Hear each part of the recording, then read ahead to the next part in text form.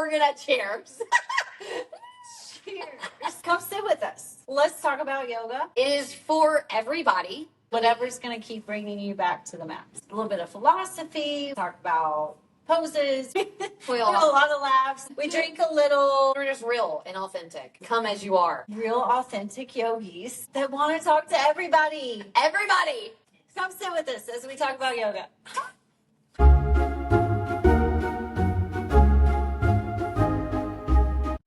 Energy management is how I look at it. I like that. Because to me, approach. like, celibacy is not the goal, right? Like, that's our sacral chakra. Right. Like, and you we want should to be exploring practice that. So to me, it is not celibacy. It is if you are putting too much energy into anything. Yeah. Well, we're in it now. So episode 12. I was going to edit it in. We're in it now. These are the conversations we have at lunch, and that's why we should just start filming our lunches. I think we were the only ones in there today. It would have worked. It'd have been fine. But yeah, so it talks about, so like the things that I have read about it too, because I've read more than just the Yamas and Niyamas about it now too. There's other books that cover it too. And to me, like, it's often misconstrued as like celibacy, don't drink, don't do, don't do all of these things, like a monk's way of life, so to speak. And to me, that's not what it is. And it's not what it's referring to. It's don't be controlled by any of these things. Don't take any of these things to excess. Like an addiction, or that you rely on it, that you need it, which also moves into that non-possessive. Right. So those are the two like we're covering today, because they do go hand in hand. They do, me. yeah. And so like, for sure. I don't like when it talks about like celibacy or things like that, right? Like, I'm a married woman. Celibacy is not in the cards. And it says that in both of these books. That is on it. It's a word that it talks about. And to me, I disagree. Mm-hmm. And if you read like the whole thing, it goes into it. It also doesn't say that. But because then you're going into suppressing things that are very important to our lives. So that, and then going the total on the opposite spectrum. Which isn't healthy either. So I don't like that word. I don't like that word. So I also don't like, I understand it can be unhealthy for some people too, but I don't like being told you cannot do something that I enjoy to do from time to time. Right. I don't like being told that. So I tend to look at it as energy management. Where are you putting your energy? What are you pouring your energy into? Mm-hmm. Is it taking over do you find yourself, relying on that and you could use alcohol as that. Are you coming home every day looking forward to that drink to take that edge off every day? Every day, yeah.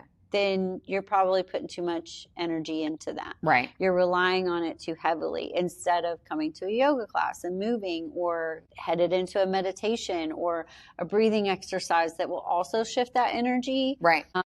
But I do love a drink when I get home. A drink when I get home. And I don't think that's wrong. I mean, I understand people have addictions and problems, so I'll never sit there and tell someone, if you have a problem with something, you should do that. You should do We'll never do that. But I also understand that not everyone has the same issues with certain things that other people do. So it's really more about learning not to have anything in excess. And that's like kind of another hot topic, because that goes into food too. And that's a big part of our society today, that it is frowned upon to drink too much. It is frowned upon to do drugs. It is frowned upon to be an exercise addict. It is frowned upon all these things, but no one really says much about the portion sizes we're eating. Yes. I just said success instead of excess. It is not success. Not a success. No. It is excess. But it's really talking about anything in excess. And so like I've had students in the past that came, to literally every class every day. And if there's a reason for that, there's not wrong. But why are you doing it? That's usually my first question. Why are you doing that? Is it because you're trying to distract yourself from something else? Is it because you have a type of personality or a type of metabolism that you need to be moving a lot? That's great. Right. Awesome. But if you are utilizing so you can pour your energy into something else instead of where it should be, that's a problem. And that's exactly what I did, like right before I hurt myself. Yeah. I was taking a lot more strength classes and going to the gym, and I wasn't stretching enough. And then I was coming like a lot, and I wasn't resting. And my body was never able to rest, but I'm like, no, I need to get in here. Yeah. And it was not for good reasons. For good reasons, no. Yeah. And it was because I was feeling some type of way, so instead of going towards something else, I'm going to do this. But it was still definitely way too much in excess. Yeah. And then my body responded. Yeah. It was like, no, someone is in trouble. Very real life. Yeah. Very real life here. I don't know. They probably don't even hear it, but in the parking lot. I got very curious. But yeah, I mean, to me, that's what this is talking about is just, to me, I look at it as you can avoid things. That's unhealthy. Right.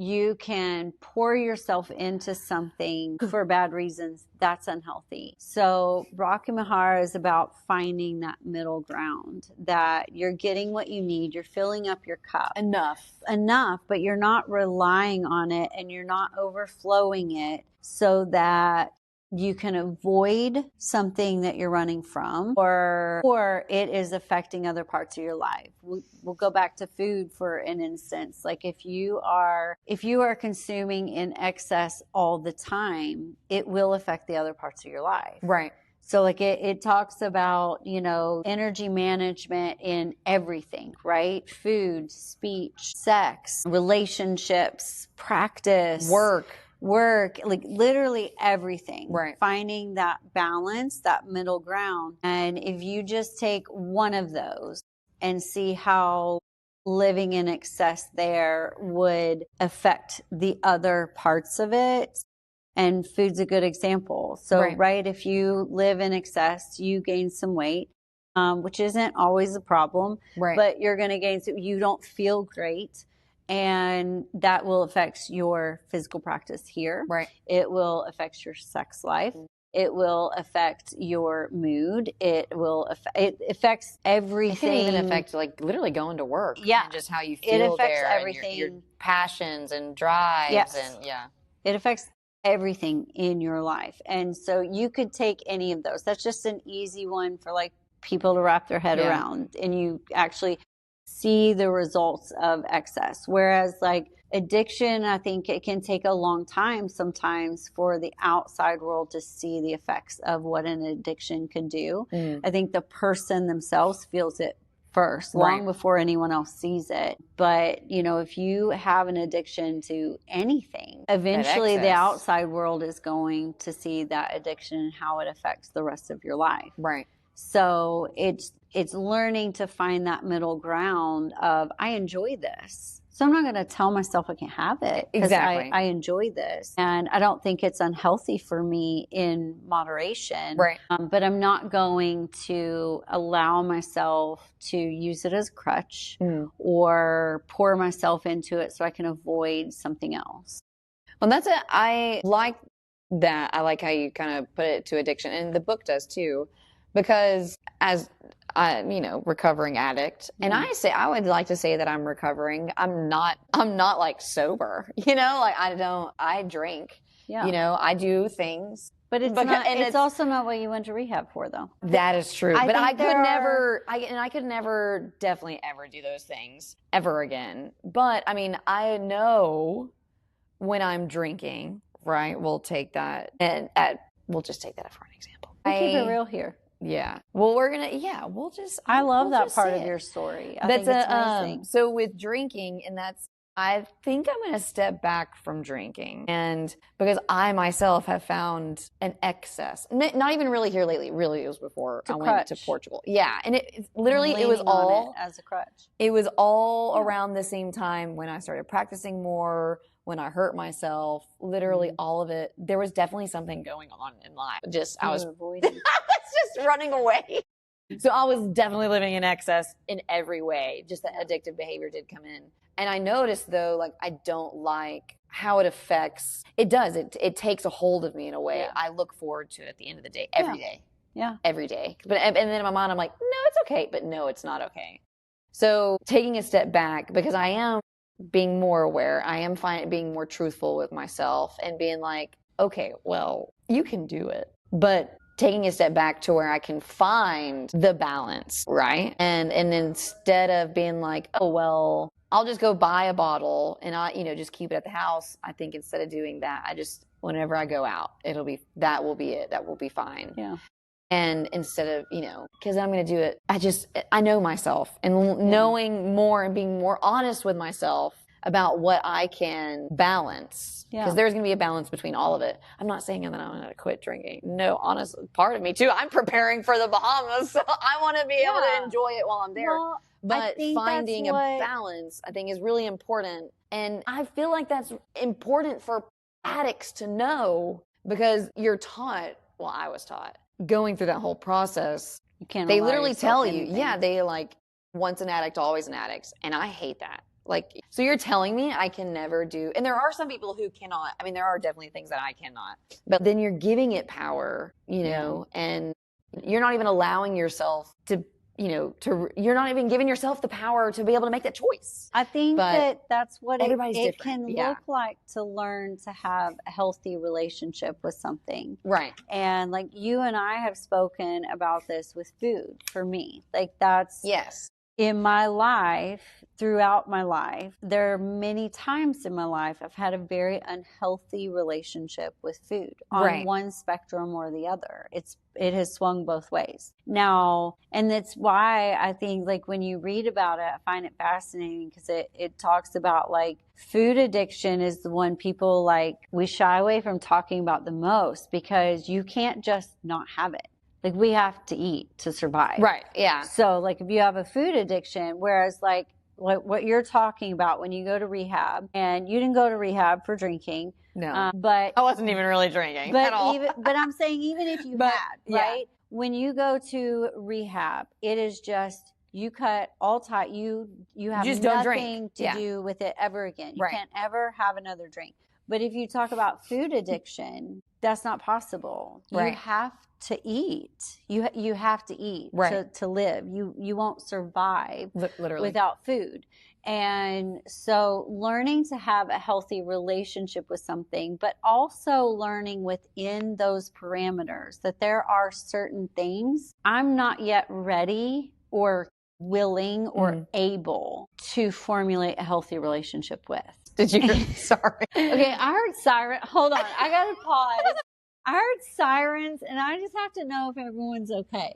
Like, are we all good out there? I hear screaming and sirens. What's happening? I see nothing. It sounds like a daycare next door.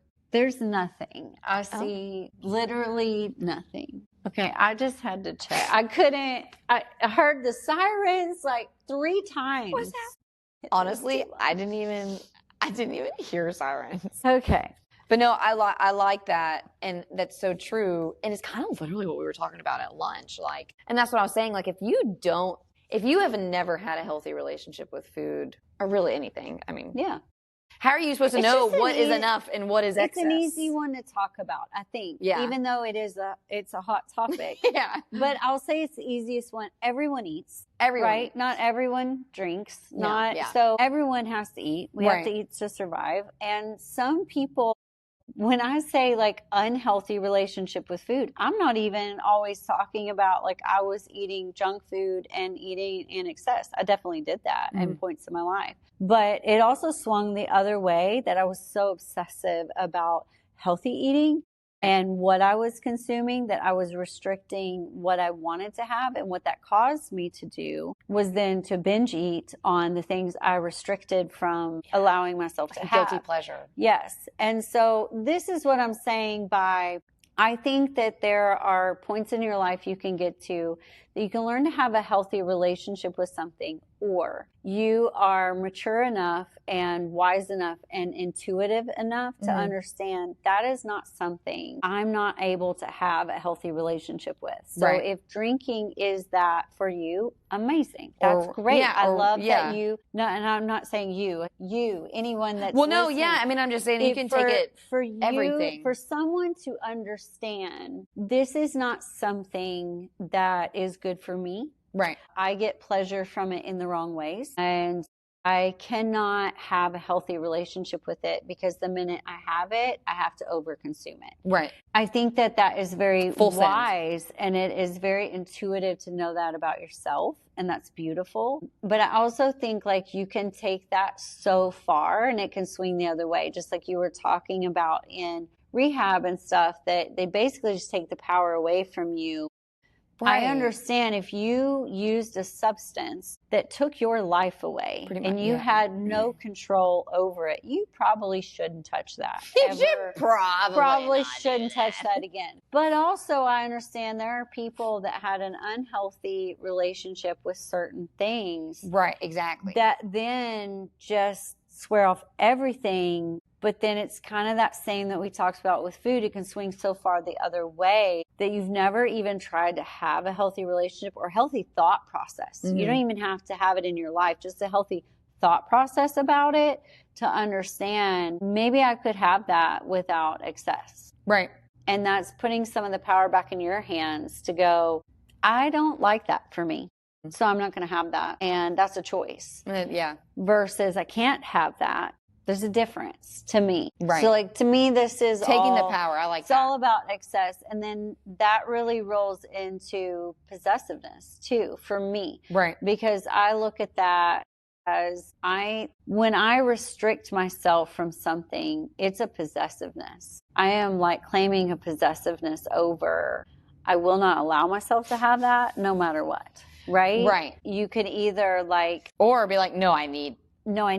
Need that in my life. Which tells you there's a problem. Why are you clutching on to this problem. so hard? Why can you not let it go? Yeah. And we do that with people. Poses in practice. Oh, yeah. Life, jobs, people, just, I mean, so many ways that we are possessive about it. And I think for me, the way I like to think about it is that non-possessiveness, it doesn't mean I don't own anything or that nothing is mine. So that nothing is owning me, right? I could essentially, in thought, it's a hard one to actually live out. Yeah. But in thought, that I could let go of anything in my life because I'm not possessive over it. And if it's meant for me, it'll come back. Right. It's going to stay. And I think where you see that the most too is like when you talk about this in reference to your family, like your spouse and your children. Okay. Because I have done this work with other people. Say, yeah. And that is what I hear the most. They get very defensive about, but they are mine. Well, actually, they're their own people. They are not. Yeah. And so, like, when I talk about kids and stuff, like, my goal raising children was to raise them to not need me, which is a very hard feat as a mother because you love your kids and they're mine. Right. They're mine. Yeah. I had them. Thing. Yeah. And, I carried them with me for 9 months. They're 9 months. Yeah. They're mine. I baked them. But the reality is that I am trying to raise grown human beings. Right. And now sustainable. Yeah. Yeah. And I'm on the end of that spectrum now. Like that's harder to see when they're kids, like little. Right. But my youngest is a senior now. Like he's 17. That's my youngest, my baby. My two older are grown adults. And my goal was to raise good human beings that didn't need me. I hope they want me in their life, but don't need can rely me. On when needed. And that's really practicing that non-possessiveness that they are not mine. Right. They're on loan to me. And I read that somewhere, and that has stuck with me for a long time, that if you can learn to look at everything in your life, everything, your home, the food that you have, your children, your spouse, your friends, anything that you have, if you can learn to look at it as it's on loan to me. Right. It's not and promised. I am in charge of taking care of it while it's in my possession. But it is not mine. Right. And I love to look at it that way, because it takes some of that, but that's mine. I worked hard for it. I earned it. And while all those things are true, it's not yours. And the minute you're not willing to give something up, then it's owning you. It's owning you now. I like that. I like that. I like the way that you just, everything's on loan. Everything's on loan. I never really thought of it like that, I guess. That one gets me often, and I come back to that often. I really don't remember where I read it in one of the many books that I have read, but it's what comes to mind for me. Like, right, we are human beings having a spiritual experience here on life, right, on the earth, right? And so everything that I have, it's on loan to me. If you even want to look at it in a physical human being form, right? Everything was passed down from ancestors to us, and it's going to go to the next generation. Right. So it's on loan to us until the next generation takes over. And that can extend as far as you want it to go. Right. You can look at that just as my parents gave it to me, and I'm going to give this to my children. Yeah. Or you can look broad spectrum, like your people, your tribe, whatever. I like the way that you say that, on loan, because it really goes really well with this thing that I hearted. Because whenever you don't possess, have that possessiveness over anything, then you don't get upset, or you don't disturb yourself with expectations, opinions, criticism, disappointments. That part. That's hard to do, with your spouse, like what. Or your job, your children. I mean, I can even your practice. I would say I could give you many examples of where possessiveness has shown up in my practice. Oh, for sure. I am working on a pose. I've been working on it for so long. And what happens when I'm possessive about it, when I go to try it and I don't get it, I get irritated, frustrated. Some bad words come out of my mouth, some huffs, I clench up. And because I am possessive over getting it. And I don't know how many times in my life, and I love to tell people that, I don't know how many times in the 8 years that I've been practicing that I worked so hard to get something, and it wasn't happening, and I gave up. I was like, you know what? It's just not meant for me, whatever. A year could go by, 6 weeks could go by. It doesn't really matter the amount of time. It was the thought process that happened behind it. Yep. I let go of the expectation or the possessiveness of the result. I stopped chasing the goal. Right. I stopped chasing the end and just let me enjoy the climb. I stopped working on it. That's the journey, man. Chin stand. I just thought of the perfect example. Chin stand is the perfect example for me, because I worked on chin stand for probably a year and a half, solidly. I saw you a year and a half. Pop up in the other day. And I got frustrated. Every time I would try it, I ended up getting frustrated. And so I just stopped. I was like, you know what? It's not for me. It's not for me, or it's not for me now. I'm going to stop trying so hard, because all I'm doing is getting frustrated. Right. My whole practice became about it. I would start doing heart openers the minute class started so that I could be prepared to try for this chin stand. This was literally obsessing. Yeah. And it was years ago. And then maybe a year and a half ago, could be closer to 2 years ago, I watched Glenn pop up into one, and I was like, chin stand. I forgot all about chin. Something I was so obsessed over. I had just kind of forgotten about it. It was taken off my list of things to do. And I remember I had texted him, and because he was teaching like in a couple of days, and I was like, hey, I said, I'm coming for that chin stand again. Can you do some drills, do something? I haven't got it that day. I gave up the expectation. I stopped putting so much pressure. I stopped being possessive about getting it, and just allowed my body to flow. And that, I mean, there was probably a couple years in between those two things. Hadn't tried it. I hadn't tried it at all. Hadn't done a single drill to try to get it. And I walked into that class. I had asked for that class because I saw it and was like, I forgot all about that. I would love to try it again. And I came in with a whole new perspective, a whole new shift. I didn't care whether I got it or not. I just wanted to have fun, and I wanted to see someone else's perspective of to get into it.